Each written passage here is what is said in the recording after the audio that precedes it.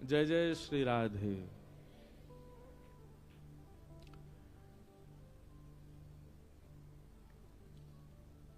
श्री द्वारिका धाम, जहां समस्त ऐश्वर्य, समस्त लीला, समस्त भावों को विश्राम करके ठाकुर जी अपने स्वधाम को प्रस्थान किए, ऐसा ये द्वारिका धाम। बड़ी महिमा है। हमें ऐसा लगता है, हो सकता है हमारी कहने में कोई चूक हो रही हो, पर व्यास मंच से कोई भाव आ रहा है। और पिछले 9 वर्ष हो गए हमें कथा करते हुए। 9 वर्षों में जितना सुना, समझा, श्रवण किया, उसके आधार पर यदि कहें तो धामों में सबसे ज्यादा महिमा द्वारिका की है। द्वारिका की बड़ी महिमा है। स्कंद पुराण में एक जगह तो ऐसा भाव लिखा है, बहुत प्रसिद्ध श्लोक है, सब लोगों को याद भी होगा जो तीर्थ यात्रा करते रहते हैं। अन्य क्षेत्रे कृतम पापम पुण्य क्षेत्रे विनश्यति। आपने दुनिया में कोई भी पाप किए हो तो धाम में जाने से, तीर्थ क्षेत्र में जाने से, पुण्य क्षेत्र में जाने से वो पाप नष्ट हो जाता है। बहुत सावधानी से सुनिएगा। पूरे विश्व में किया गया कोई भी अनर्थ, कोई भी पाप, वो तीर्थों में जाने से नष्ट होता है। लेकिन उसके पीछे कारण है, कब नष्ट होता है। अब कोई व्यक्ति सारे पाप जितने भी आपको पता हैं वो सब करता है और वो द्वारिका आ रहा है, वो जगन्नाथपुरी जा रहा है, वो बद्रीनाथ जा रहा है, लेकिन वो इस बात को पहले ही विचार करके आया है कि जितने दिन द्वारिका में रहना, बस उतने दिन छुट्टी है, लौट करके फिर से उसी कार्य में लग जाना है, वो सब खाना पीना है। ऐसे व्यक्ति के पाप कभी नष्ट नहीं होते। बल्कि ऐसा व्यक्ति तीर्थ में आता है तो तीर्थ उस पर बहुत ज्यादा दया कर देता है। उसके जो पाप 100 थे उनको मल्टीप्लाई इनटू 1000 और कर देता है। बहुत अच्छा। क्यों आए थे तीर्थ में? हमारे रिश्तेदार ले आए हमको। हमारा भाव तो नहीं था, पर इनके कहने से आ गए।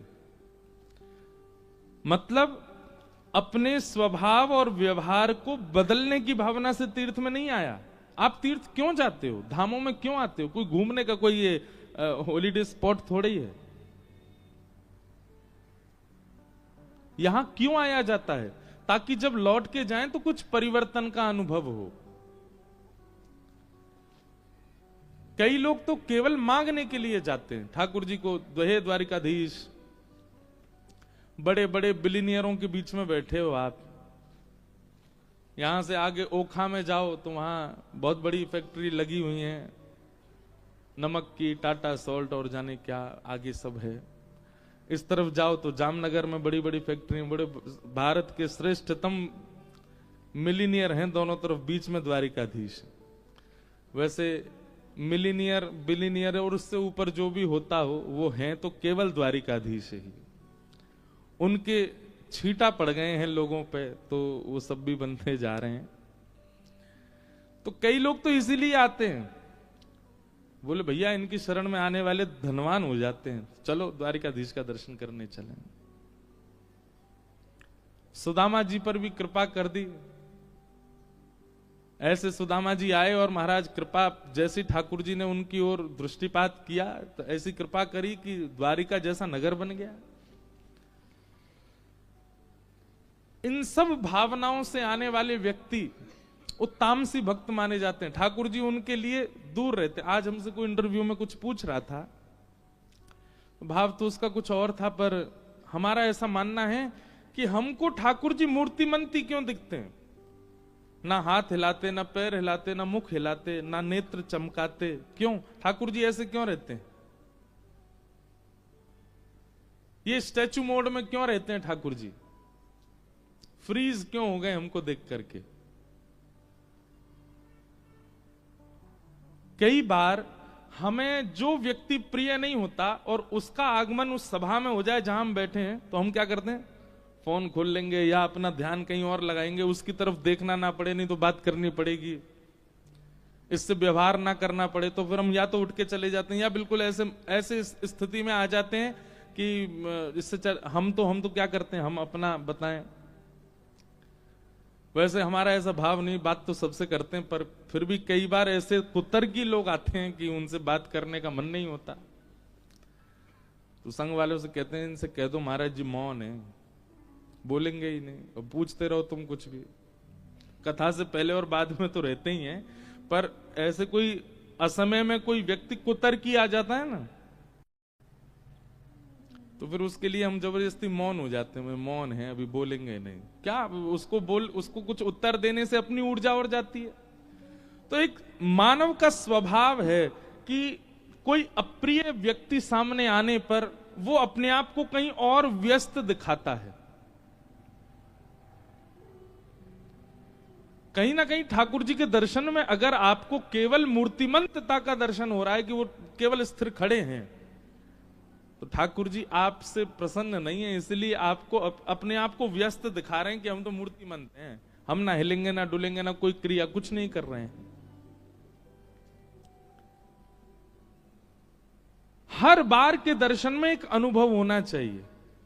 आज सुबह मंगला दर्शन किए, ध्वजा जी का, जब हमारे बंग परिवार की ओर से आज ध्वजा जी थी ठाकुर जी की सुबह की, कैसे लग रहे थे लाल जी? जैसी देखने गए तो आज राजा ध्वज नहीं लग रहे थे, आज ऐसी लग रहे ये ब्रज के लाला हैं हमारे, सौल ओढ़ करके बढ़िया बिल्कुल कंबल में लपेट के, मुखमंडल दिख रहा है बस। पीत रजाई दूर दे मुखते, छाड़ दे अलसई है। ये पद मन में आया जैसी द्वारिकाधीश को देखा। क्या भाव है? यशोदा मैया कह रही हैं, लाला इतना आलस काय को कर रहा है? पीत रजाई दूर दे मुखते, पीत रजैया अपनी दूर कर दे लाला, सब होता है। तो इसका मतलब यह है कि ठाकुर जी आपके लिए मूर्तिमंत नहीं है, आपको एक लीला का दर्शन करा रहे हैं। ठाकुर जी का मुकुट देख करके, माला देख करके, पोशाक देख करके, मसनद देख करके, किसी भी स्थिति को कोई लीला आपके चित्त में आती है, यह दर्शन का स्वरूप है। और केवल आपको ठाकुर जी दिख गए, बस खड़े हैं, कोई लीला स्मरण में नहीं आई है, तो आपके लिए ठाकुर जी व्यस्त हैं। लीला चिंतन होना चाहिए, लीला अनुभव होना चाहिए। तो बात हम क्या कर रहे थे, पर कहां से कहां चले जाते हैं। शास्त्र आज्ञा करते हैं कि पूरी दुनिया में किए गए पाप तीर्थों में जाने से नष्ट हो जाते हैं। पर कब? जब तीर्थ में आप इस संकल्प से गए हो कि हे द्वारिकाधीश मैं आ रहा हूं आपके पास, आपके दर्शन के बाद नियम ले लूंगा, ये काम जो मैंने आज तक किया है ना इसको नहीं करूंगा, अब मैं अब त्याग दूंगा, तब तीर्थ आपके पापों को नष्ट करेगा। नहीं तो तीर्थ पे ऐसे तो फिर सारे चोरों की जमात लग जाएगी तीर्थों में, सारे गुंडों की जमात लग जाएगी, सब आते रहेंगे यहीं पे।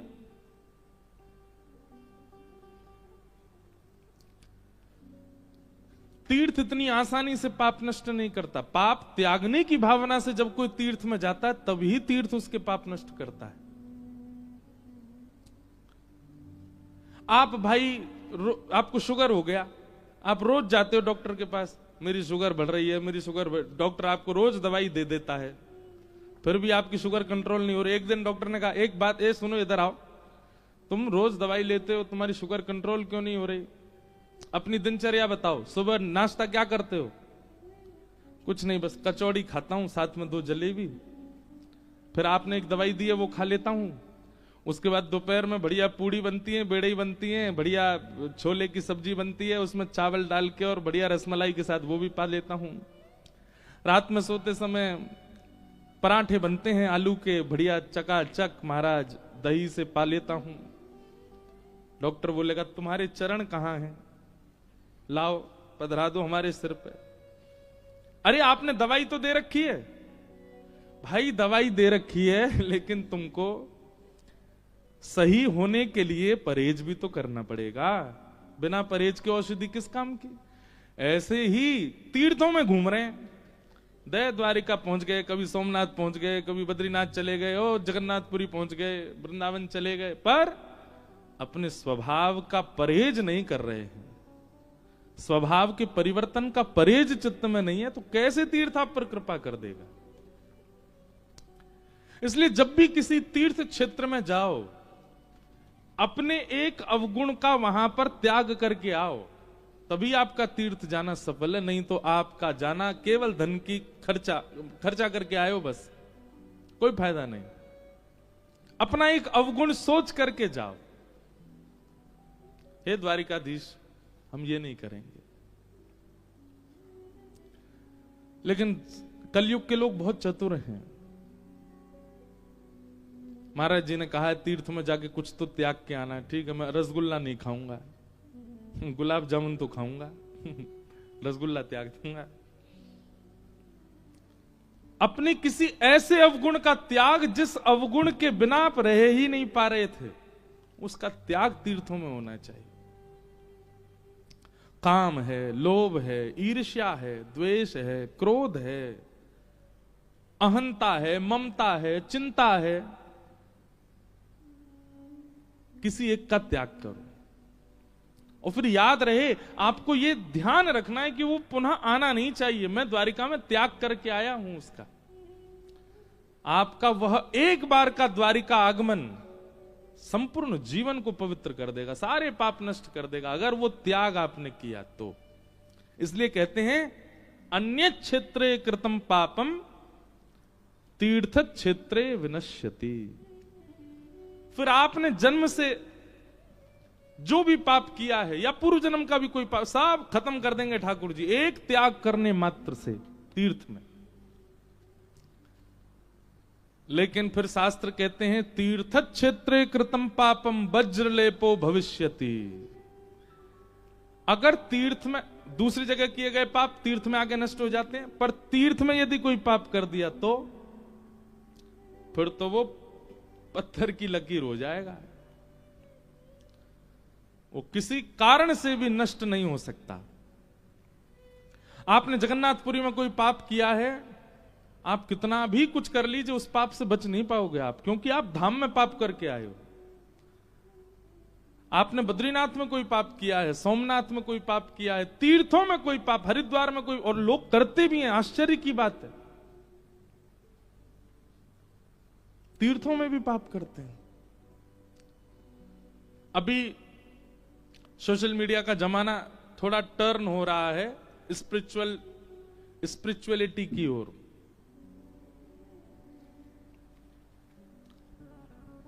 चाहे वो वीडियो ब्लॉगर्स हों, चाहे वो इन्फ्लुएंसर्स हों, वो सब अब तीर्थों में जाना प्रारंभ कर रहे हैं, पर वहां जाकर के भी वही नियम अपना रहे हैं जो गोवा में अपनाते हैं, वही नियम अपना रहे हैं जो मनाली में अपनाते हैं, वही नियम अपना रहे हैं जो सिंगापुर में अपनाते हैं, जो स्विट्जरलैंड में अपनाते हैं।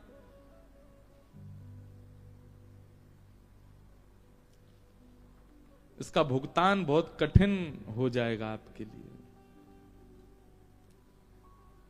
इसलिए उनसे मेरी प्रार्थना कि तीर्थों में तो कम से कम तीर्थ के नियम के, और एक और बात सुनिए, किसी भी तीर्थ में जाने से पहले उस तीर्थ का महात्म्य जरूर सुना कीजिए।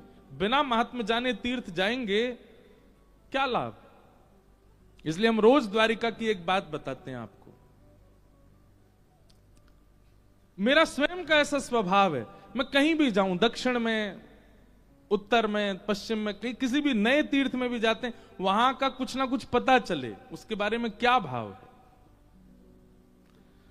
तो अन्य क्षेत्रे कृतम पापम तीर्थ क्षेत्रे विनश्यति, पर तीर्थ क्षेत्रे कृतम पापम वज्रलेपो भविष्यति। तीर्थ क्षेत्र में किया गया पाप वज्रलेप हो जाता है, परंतु स्कंद पुराण कहती है पूरे भारत के किसी भी तीर्थ में आपने कोई पाप किया हो, उस पाप की निवृत्ति केवल द्वारिका में हो सकती है। द्वारिका में, तीर्थों में किए गए पाप भी द्वारिका,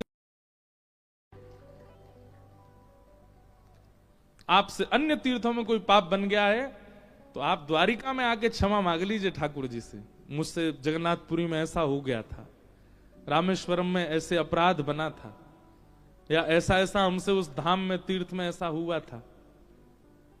आप द्वारिका में आकर के उसका प्रायश्चित करते हैं, ठाकुर जी से क्षमा मांगते हैं, और पुनः ना करने का संकल्प लेते हैं, गोमती सागर में एक डुबकी लगा करके द्वारिकाधीश को प्रणाम करो, आपके तीर्थों के पाप भी नष्ट हो जाते हैं। स्कंद पुराण में फिर आगे आता है, अगर किसी व्यक्ति ने द्वारिका में ही पाप किया हो तो अन्य क्षेत्रों का तीर्थ में नष्ट होगा, तीर्थ क्षेत्रों का पाप द्वारिका में नष्ट होगा, और किसी ने द्वारिका में ही पाप कर दिया हो तो उसके बारे में लिखा है, द्वारिका में किया गया पाप द्वारिका में ही नष्ट होगा, द्वारिका ही उसको मुक्त करेगा। जो समस्त तीर्थों के पाप नष्ट करने की सामर्थ्य रखता है वो द्वारिका के पापों को भी नष्ट करेगा। पर स्वाभाविक पाप नहीं होना चाहिए। स्वाभाविक पाप किसको कहते हैं? जानबूझ करके किया गया, जानते हुए भी किया गया, किसी आचार्य के द्वारा, कथा के द्वारा, सत्संग के द्वारा बताने पर, सावधान करने पर भी किया गया, उसको स्वाभाविक पाप कहते हैं। वो स्वाभाविक पाप यदि द्वारिका में भी आप करेंगे तो फिर कहां जाओगे ये तो भगवान ही जाने। इसलिए द्वारिका में बहुत प्रसन्न रहिए, यहां समस्त पाप नष्ट होते हैं, पर यहां कोई अपराध, कोई पाप, कोई दुष्क्रिया हमसे न बन जाए, इसका बहुत ध्यान रखिएगा। बहुत दयालु, बड़े कृपालु हैं श्री द्वारिकाधीश। और ये अवसर 7 दिन कथा कराने का, 7 दिन एक जगह रहने का, नित्य द्वारिकाधीश दर्शन करने का, यह अवसर उनकी इच्छा से प्राप्त हुआ। इस अवसर का भरपूर प्रयोग कीजिए, कोई पाप ना बने। और द्वारिका में कोई पाप बन जाए तो गोमती सागर में जरूर स्नान कर लीजिए। यह गोमती सागर संगम है, समुद्र में स्नान करने की अनुमति नहीं है यहां पर। क्यों? क्योंकि यहां का जो समुद्र है वो कहीं भी गड्ढा है, कहीं भी पत्थर हैं, तो कहीं आप बुका ना जाओ, कहीं अंतर ध्यान ना हो जाओ, इसलिए यहाँ के समुद्र में स्नान करने का नियम नहीं है। आगे शायद कहीं बन गया हो तो बात अलग है। ये जो दिख रहे हैं ये गोमती सागर है, सुदामा सेतु के आगे, और उसका भी नियम है, जब ज्वार भाटा आता तभी जल बढ़ता है वहां पर, तभी स्नान करो गोमती सागर। और वहीं चक्र मिल जाए अगर, गोमती चक्र भीतर, उनको अपने शालिग्राम जी के साथ विराजमान कर दो। तो क्या समझ में आई बात? सारी दुनिया में किए गए पाप तीर्थों में नष्ट होते हैं, तीर्थों में किए गए पाप द्वारिका में नष्ट होते हैं, और द्वारिका में किया गया पाप गोमती सागर में स्नान करने से नष्ट हो जाता है। और फिर गोमती सागर में भी किसी ने अगर पाप कर दिया तो फिर तैरते तैरते आगे चले जाओ, वहीं डूब जाओ, इसके अलावा और कोई उपाय नहीं है फिर। अब इसके बाद और क्या बताया आप? बोलो द्वारिकाधीश की। द्वारिका ठाकुर जी ने क्यों चुनी? गुजरात वाले कभी कभी बहुत जो है, हम ब्रजवासियों के आगे बहुत सीना चौड़ाते हैं। देखो आपके ठाकुर जी ब्रज में 11 वर्ष 56 दिन रहे, हमारे द्वारिका में 120 वर्ष तक ठाकुर जी रहे, हमारे गुजरात में।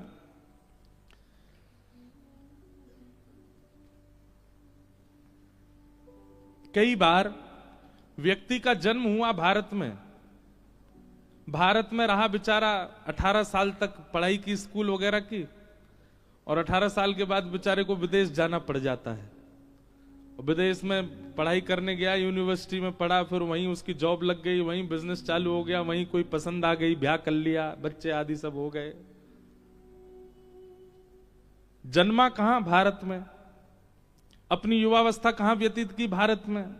पर अब कहां रह रहा है 40 साल से? विदेश में। उससे पूछो मन लगता है तुम्हारा? मातृभूमि की बहुत याद आती है। तो हमारे ठाकुर जी तो बेचारे मजबूरी में रह रहे हैं, नहीं ठाकुर जी को नित्य याद तो श्री वृंदावन की ही आती है।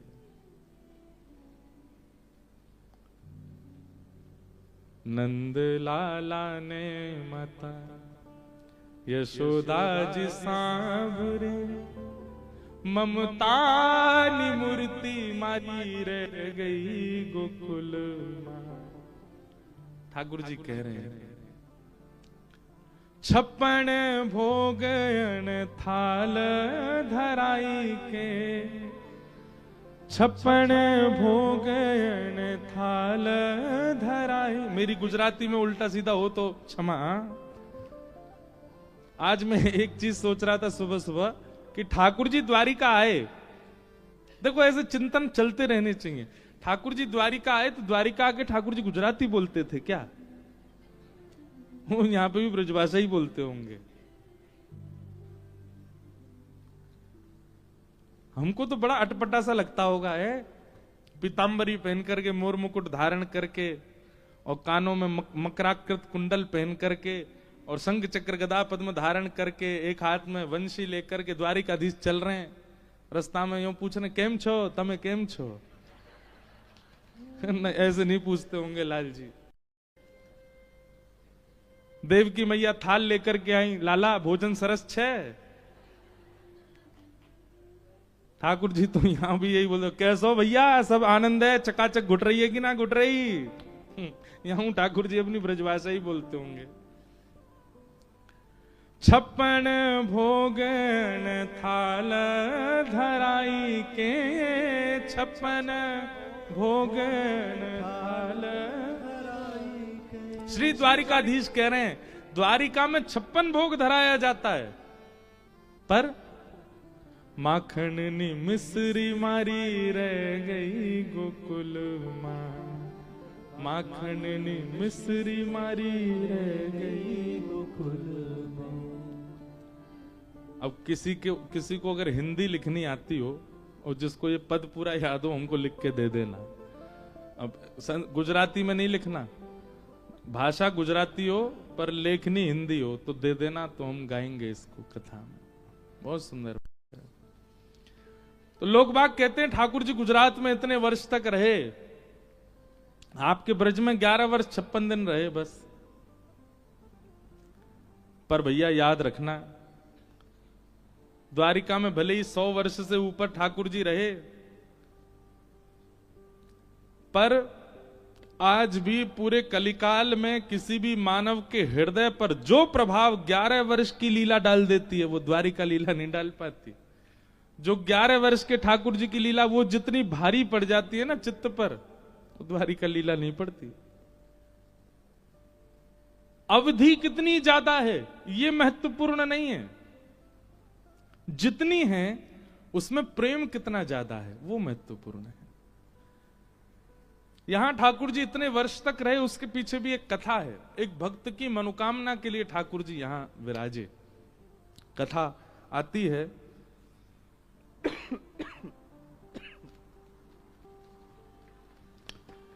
आज हमारा हवन था ये समुद्र तट पर, तो हमारे पंडित जी महाराज संकल्प जब बोल रहे थे